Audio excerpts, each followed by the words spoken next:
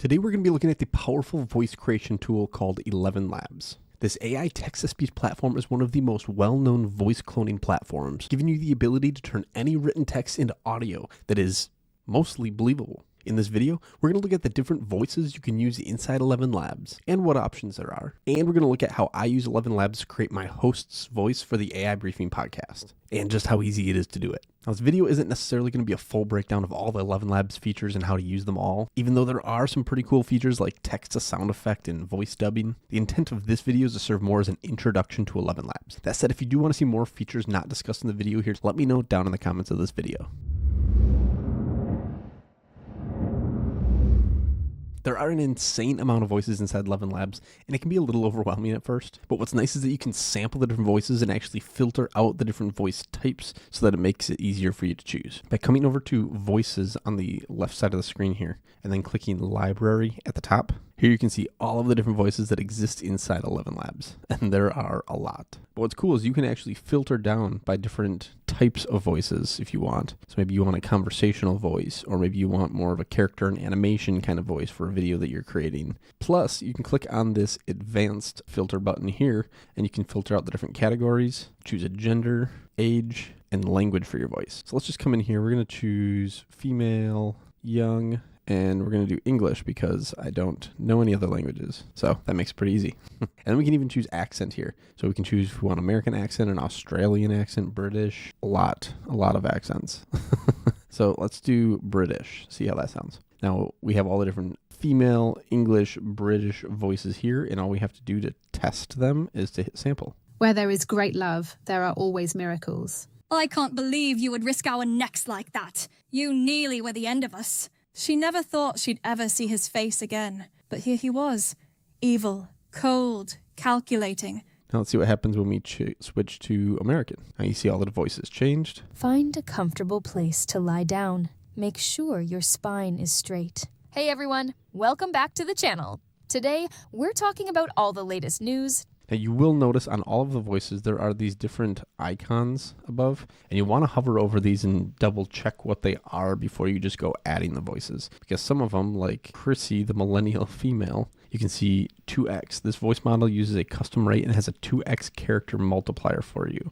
And that's exactly how you pay for ElevenLabs. You buy a certain number of credits, which equates to how many characters of text that is being transcribed into audio. So then for the case of this Chrissy voice, if you have text that is 10,000 characters long, you're actually going to spend 20,000 characters to generate that audio. I almost got burned by that for one of my episodes when I was playing with the different voices. So I just wanted to let you know that there are different prices for some of the voices in here. So once you find the voice that you like and you know that you want to use it, you're just going to come over here, you're going to click Add to My Voices. And here you can give it a new name so that it's easy for you to find. And I'm just going to say YouTube Demo Voice and add voice. So now to use that voice, you're going to come over here into the Speech tab on the side.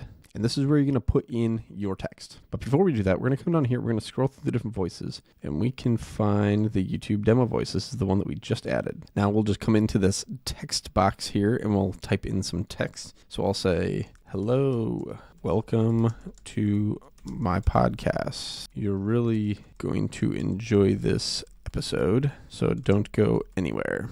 And that's simple enough for testing. And then once you have your text in here ready to go, we'll just hit generate speech. Hello, welcome to my podcast. You're really going to enjoy this episode, so don't go anywhere. All right, there you go. It was kind of weird. She was kind of like asking a question, so don't go anywhere.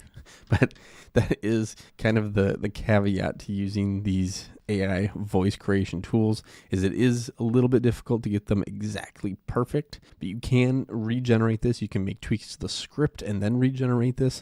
But just know that every time you do hit generate speech, you are using your allotted credits. So keep that in mind. This is exactly what I do for the AI briefing. In previous videos, we've looked at how I use AI to help generate content for my show. And the script is one of the pieces of content that I use AI assistants to help generate the episode script. So all I do is paste in my episode script here, and then it will generate the episode for me. Now you will notice we are in advanced mode here, which will show us the different settings that exist. You'll likely start with this simple layout, which is a little bit cleaner to look at, but I like working in the advanced settings here. And you'll notice that we have different models that we can choose from.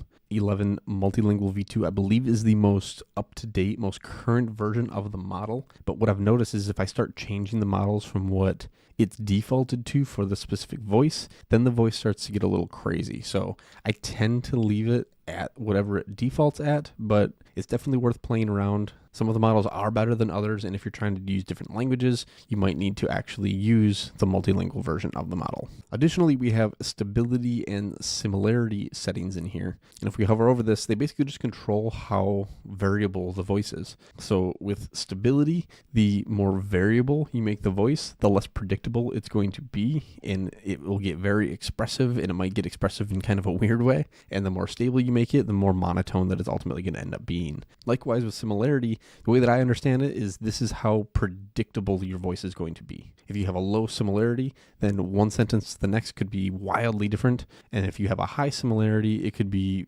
almost too restrictive where it doesn't sound like a natural voice. So these are some of the settings you can play with to try to get a more natural sounding voice. So that is ElevenLabs. As you can see, it's not very difficult to use. Probably the most difficult part is finding a voice that works for you and is consistent from generation to generation. I've played with several different voices in the AI Briefing podcast, and I've finally landed on one that I think is probably the most consistent that I've had, but it still has its quirks as well.